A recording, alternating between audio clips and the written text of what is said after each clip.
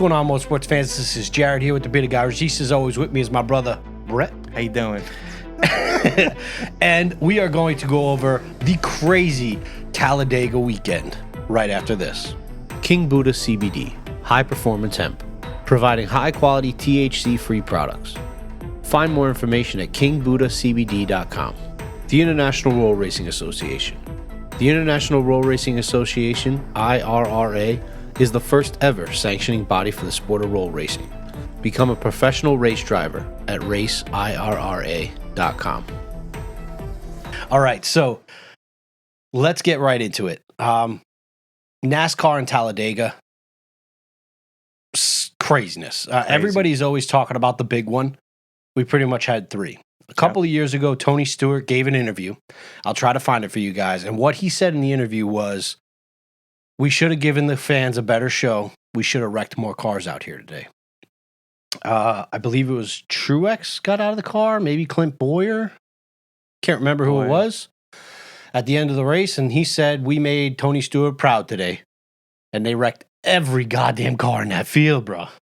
They wrecked everything. Every car had a scratch on it, I think, except the one who won the race, and we'll get into that, of why he won and how he won and all that. What's crazy is I'm driving here, and in my head, I'm sitting there thinking, NASCAR needs a Tony Stewart right now, because he was not scared to call out NASCAR on running these races that are putting lives at risk, that are just throwing money down the drain for ratings and for views. Now, a lot of people are saying it's not going anywhere because of that. I don't agree with you. And people are don't agree with me. What? That it's not going anywhere soon, anytime soon? No, that there's an issue with wrecking cars and money and stuff like that. I think it's perfect. I think that's what the sport is built on. The sport is built on close racing, and those wrecks happen. All right, listen. NASCAR came out already and said they are. You know, Stewart was being sarcastic when he said that, right? He didn't want all the wrecks. I don't know. I mean, it's Tony Stewart. No, he was being sarcastic. Bro, I love Smoke, and I refuse to believe that he was being sarcastic. He was being sarcastic. I don't think so. I think Tony Stewart meant what he said about wrecking cars, because it's Tony Stewart. Smoke, we love you. But my thing is this. NASCAR already came out and said that they are looking into how aggressive racers were driving and how many wrecks they had. Me personally, don't look into shit. All right? Bro, 13 cautions, 3 red flags, and you're fine with that? Yes, I'm 100% fine with that. You want to know why? These guys are in cars doing 200 miles an hour and racing for a freaking championship. All right. If you're playing hockey, you're playing football, you're doing anything, and you want to go ahead and oppose your willpower, you get physical. And in a situation like this, nobody got hurt. The safety features are there. That's why we built them. And I think it's leading to great racing. Other than Joey Logano driving like a complete asshole. Because he was bumping and pushing everybody. I think he was bump drafting when he didn't need to. He was giving everybody big runs, pushing people below the line, pushing people. I don't know if he's the one who. He did one. He pushed one. He got a penalty. Oh yeah, he did. He got a penalty for it. I think Joey Logano drove like a complete asshole. I also think that other drivers, there were a few drivers who were on the bubble that might not have made it to the round of 8. Those guys needed to drive up front. But I think that race was fantastic. The wrecks were part of the race. That's part of Talladega. We always want the big one. Everybody knows, we don't want the big one, but when the big one comes, everybody's, It was great. Cars going everywhere. There was battle for the lead changes. Restrictor plate racing was supposed to be temporary. I mean, we're going into its 3rd decade of being a thing? Like, I don't agree with it. I don't know. I love it. I love the fact that I like that they keep them close. The only thing I don't like is the fact how they do their best to keep everybody on the same lap. Nobody ever goes a lap down. These competition cautions are bullshit. They got yellows every 2 seconds. Yeah, I think the stages, I don't really care for the stages either. I do like the close racing, and I do believe that the stages are kind of causing that close racing. But I also believe that I do think the stages do have to go, and if that spreads out the field a little bit, then go. You get your. They bring in too much ad revenue to go anywhere. But I loved it, man. You had Who drives the number 17? I can't even remember. He was up front for a while. Bubba Wallace was up front for a while. There were so many different names that were leading that race. There were so many people moving around. It was just great. I mean, to see cars with holes in them getting repaired in the pit lane. Kyle Busch destroyed that car. Kyle Busch M&M car was destroyed. It was funny. Did you see him get out of the car and he get booed? He always gets booed. Strongly booed when he got out of the car. It was a great race. I think that it was fantastic to watch. It was exciting all the way through. And we're going to go ahead and get into the Johnson crash first before we get to the end. If you didn't know, Jimmy Johnson was really upset. I don't know if I've ever really heard him curse. I don't think he cursed in this one. But he was very upset with Clint Boyer, who spun him around. If you want my opinion on what happened, what are you doing? I'm trying to find the results. Yeah. They move. Yeah. Yellowwood. Yellow flag. Yellowwood. Yeah. So relax. Yellow flag 500. So Jimmy Johnson had a piece of Matt DiBenedetto's, what do they call it, flaps on the hood? Wow, what is wrong with me? What, the one that stops them from flipping over? The flaps on the hood are meant to stop the car from flipping over. Matt DiBenedetto lost one of those flaps, and it ended up on Jimmy Johnson's front bumper, pretty much where the airflow comes into the car and cools down the engine. When you cover that, there's two things that happen. One, the car gets a lot faster. Two, the car gets a lot hotter. All right? Which faster is good, hotter is not. No. So what happened was Jimmy Johnson's car was hella fast. When he was out front, he was doing fine. There was a lot of airflow going into the engine. I feel like it was probably keeping it a little cooler than it was, but it was still getting hot. You can see Jimmy Johnson then pulls back, and what they do when that happens is to get the debris off their front bumper, they'll go ahead and they'll slide back in behind somebody else, and hopefully the turbulent air will suck that off the front bumper and do what it will. Well, that's exactly what happened. Right, he got a little tap from Boyer. Boyer was on a run, which is fine. Bump drafting is a thing. But I think what happened right after that is you could see that piece of debris fly off at Jimmy Johnson's car. And what's going to happen with that is immediately the car is going to slow down, right? Because, if it's on there, it gets faster. If it's not on there, it's going to be a little bit slower because of the airflow coming into the hood. So he slowed down a little bit, and I think that's what caused the second bump to Boyer. And that's why I think Boyer misjudged the distance. And then that's what I think spun Jimmy Johnson. Therefore, all the shit happened. If you watch the replay, I'll try to find it for our YouTube video. You could see that debris fly off. And then almost immediately after that, Boyer's in the back of Jimmy Johnson and sends him for a ride. So out of those 13 cars, who wrecked? Everybody? Come on now. Go to the bottom. Wow, that's a lot of DNFs. Yeah. So let's see. Wallace, Blaney, Wallace Logano, Jr., Busch, Blaney, Johnson. Logano, Busch, Johnson, Custer. Custer's Other crash Busch. was gnarly, dude. Freaking, what's his name? Kurt Busch jumped right on top of Custer's car, and Custer pulled him down the front straight. That was unreal. Unreal. Here's one of my questions I got for you. Hit me. And yes, the decision, I know he's not racing for Joe Gibbs, but the decision came from that team. Did Joe Gibbs make the wrong decision by getting rid of DiBenedetto for Christopher Bell? I think Joe Gibbs made a lot of wrong decisions. I don't think Christopher Bell's the only one. DiBenedetto should still be. I'm not hating that he's DiBenedetto in the needs a 21. contract. I'm not hating that he's in the 21, but he should have never lost the 95. DiBenedetto needs a contract. Christopher Bell, I don't think he's the greatest. Who's the guy who also races for Toyota? It wasn't Christopher Bell. Entertaining stuff right here. Entertaining stuff, yeah. This is when you say, I don't know, and give up. Eric Jones. Okay. Shut up. Eric Jones has been unreal. And if you look at Eric Jones and Matt DiBenedetto's finishing, their racing, their consistency, they're in the top fives. Yep. Both of them are hella drivers, and both of them are fighting for contracts. Eric Jones and Matt DiBenedetto. I don't know what you're doing, but if somebody doesn't pick one of those guys up and give them a drive, they're lost because they're always there in the fight. They're there at the end. They're doing. Eric Jones came in second in this race. DiBenedetto was in front. He did get the penalty that bumped him to the back. But still, the race was great. Let's get into it. The finish.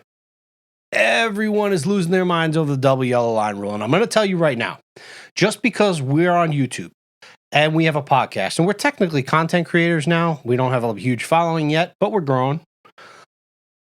You don't have to agree with us, all right? We don't expect you to agree with us. We don't expect the time we don't agree with each other. Exactly. So siding with your YouTube content creator doesn't make you look any better or look any worse. All right? Let's go over it. Like, I disagree with him right now. Shut up. The race was strategically planned, and I was one of those that was like, what the hell is going on? But Denny Hamlin consistently got out of the way. Harvick did it as well. In the beginning of the race, you could see that they're getting a little bumpy. They're getting a little rough. There was a lot of aggression up front, and you could literally see Denny Hamlin fall off the pack and racing in 26. He raced in 26 almost the entire race.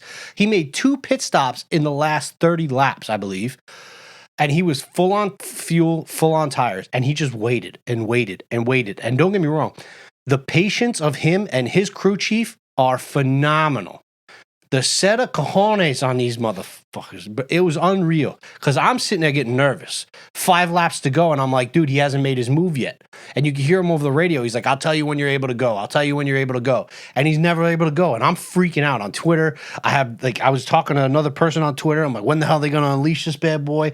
I was terrified that he was just going to sit back there and be like, you know what? I've already really made it into the round of 8 because of how many points I have. And I could just jerk around for the rest of this race. I was really upset about that. But he's in the back. 3 laps to go. Big wreck. He doesn't have to pit. Everybody else has to pit. Where does Denny Hamlin end up? Second place. His restart was atrocious. He didn't get the push from behind that he needed. It was so bad. And DiBenedetto had him. DiBenedetto was running a great race. He was fast. He was smooth. It looked awesome.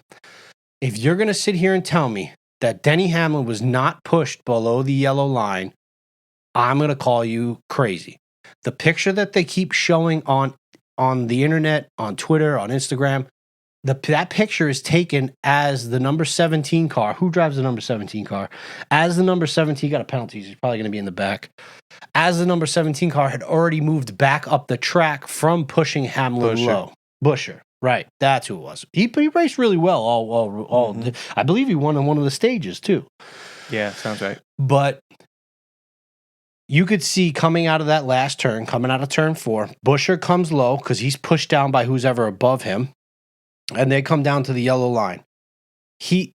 Denny Hamlin's front tire was to the back bumper of Busher. The only way that Denny Hamlin avoids going below the yellow line right there is to pull out or spin Busher. All right, you could stay there and spin him around, or he would have had to let off the gas and completely let off the race. He's a racing driver. He's a competitive son of a bitch, and he's not going to let off. So what he did was he went below the line. Now, in the history of NASCAR, I've never seen anyone ever penalized for passing who pushed them below the line. So yes, Busher pushed him below the line, and Denny Hamlin went around him from the bottom. However, he was forced that way. And he also, the only argument you can make, all right, and I'll go back and say this. Denny Hamlin didn't immediately move back up the track, but I also believe that if he did, he may have gotten squirrely and spun out. But I'll give you that, okay? But as you can tell, I'm a little passionate about this right now. Could you tell? Bit. He waits till he gets back up onto the track before he goes ahead and passes Eric Jones and DiBenedetto for the lead and takes the win. And everyone, half the people booed him, half the people cheered him. Everybody's freaking out. People online saying that iRacing has to take out the yellow line rule and we should just get rid of it. Listen, I don't mind if you take out the yellow line rule. You want to say that it's inconsistent calls. I don't believe that. I believe he was pushed below the yellow line. If it was the other way around, if DiBenedetto was pushed below the yellow line and he beat Hamlin to the line, I would have called it the exact same way. Yes, I'm a Hamlin fan, but I also love DiBenedetto, and I'm actually gutted for him that he did not win this race because he deserved it. All right, his post-race interview, I couldn't even watch. The man looked like he was about to cry, rightfully so. I probably would have done the same thing. But my point is, he was forced below the yellow line. The only argument you can make is he didn't come up right back away, but Watch the entire thing. Don't watch it from where the clips start. I believe that there's also a little bit of a conspiracy on my end that they're only showing it after Buescher moved back up the track, so it looks like he wasn't pushed. There was plenty of room. Look right before that, he was definitely pushed. What do you think? I think that whatever happened there, yeah, you feeling all right? I'm just Deep pissed breath. because everybody's always ready to be pissy and be upset and bitch about something. And don't get me wrong, yes, the rule is tough to enforce, but you know what? Just make it grass below the yellow Bro, line. You don't have any I problems. think you might be the type of person that should not be on Twitter ever. Bro, all right. Twitter kind of gets me fired up. So does Instagram though. I mean, like, I try not to, but some of you people are just ridiculous. Like, use your heads. Watch the replay. You're a bunch of sheep. Sheep, all you. Sheep. Big fur wool coats and sheep. All you sheep. There's just no reason. You're ridiculous. Bro, You're out he of your was pushed mind. below the line. If you look at the replay, he was pushed below We the heard line. you. The We only, got you. like I said, he should have came up faster. But yes, he took a little bit of a straight line. I'll say a few things on the matter, okay? First is sheep. If there is going to be a yellow line rule, I'm happy that NASCAR is enforcing penalties on those that purposefully force other cars below that yellow line. It used to be that NASCAR was not enforcing that, and therefore the drivers either just spun them out or would take the penalty because no racing driver is ever going to take their foot off the gas. So I'm happy that NASCAR is enforcing that rule. Sadly, these people that are coming up with the penalties, they have to go with how the rule is written. They can't, read it one way, read it the other way. They're going with how the rule is written. And how's it written? You don't agree. If you don't agree with the rule, then get in touch with NASCAR and try and get them to get away with it. Do away with it, because we have a ton of great NASCAR ending races or great overtakes below that yellow line. I mean, throughout history, overtakes and race wins that are remembered as all-time greats that happen below the yellow line. I'm okay with them not going below the yellow line. I think that that's fair, right? The track is the yellow line up to the wall, and you should stay above that. But the way the rule is stated, it says a racer is not able to advance his position by going below the yellow line. If he is forced below the yellow line, he is not penalized.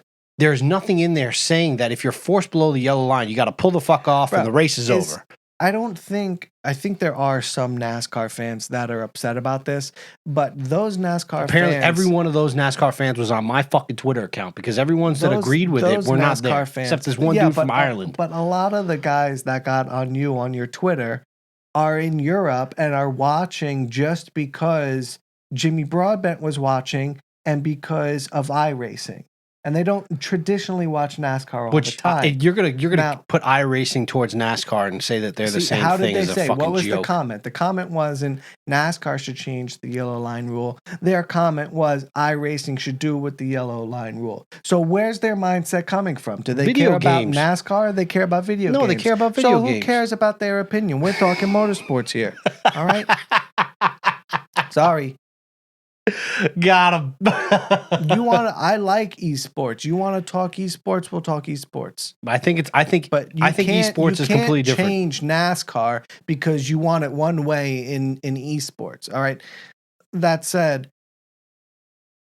if they had taken the win away from Hamlin, it would have been a much, much larger, freak out from all NASCAR fans, because there's not one NASCAR fan that likes to see the person who comes across the line first get their win taken away. I don't think it had anything to do with a bigger team or Denny Hamlin or anything like that, because if that was the case, they would have let Bubba Wallace win. Right? Think about it. They would have let somebody win, and they didn't. They all battled hard. By the way, Bubba, man, you had it. You had it, and you spun yourself around. You had it, man. Why did you move back down the track? Yes, you were up. You probably would have lost a couple of spaces, but you wouldn't have whatever. Forget it. My thing is this. I thought it was great. I thought the call was fine. I thought if you want to change the rule, go ahead, get rid of the rule. I don't care. But that rule was fine. There was no break of that rule. Mm-hmm. I believe it was a good call. Congratulations to Denny Hamlin. I called him as falling off. I called him as crumbling under the pressure again. He looks calm and cool. He was comfortable going to the back and waiting out Talladega, which a lot of other people weren't. Kurt Busch. Any of those? You all right? Yeah. Feel better? Yeah, I feel good, yeah.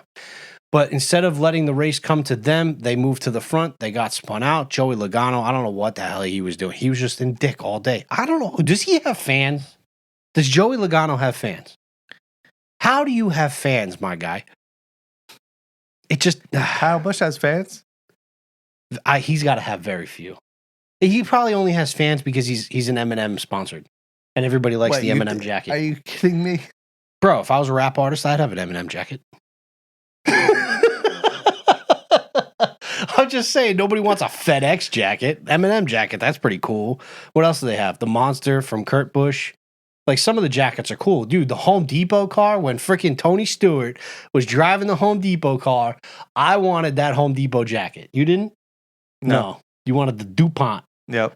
Brett was a Jeff Gordon fan. But my thing is, I just really feel like that was...